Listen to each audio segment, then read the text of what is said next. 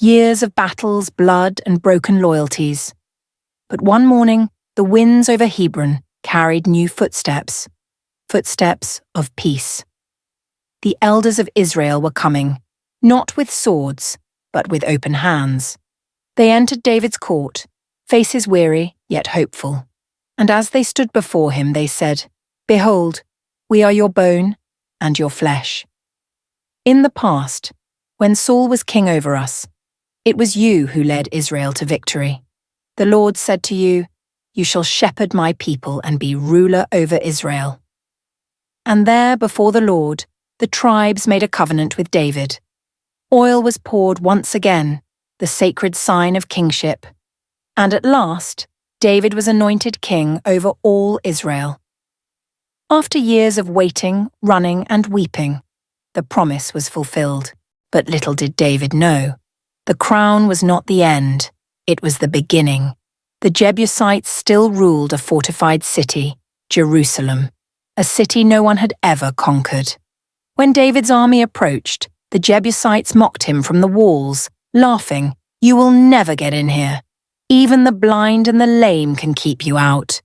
But David smiled, because what men called impossible, God had already given into his hands. By night, his men climbed the secret water shaft, scaling the rock with silent courage. By dawn, Jerusalem had fallen, and David stood on its heights, the morning light bathing him in gold. He renamed it the City of David, not for glory, but for God. The city came alive with the sound of instruments, prayers, and joy. The Ark of God would one day dwell here. The walls echoed with a promise, a kingdom that would not end. David grew stronger, not by his own might, but because the Lord God of hosts was with him. The boy who once held a slingshot now held a scepter. The fugitive was now a king. But through it all, David had learned this truth. God's promises are not delayed, they are developed. Every trial, every betrayal, every lonely night in the cave was shaping the king within. When God finally placed the crown on his head, it fit perfectly, because he had been refined for it.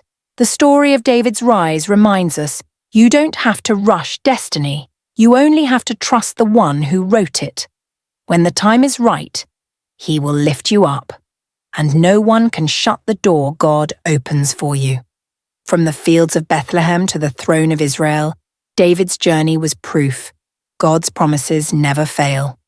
Stay tuned as we continue to explain more Bible stories in our coming videos. Thank you for watching.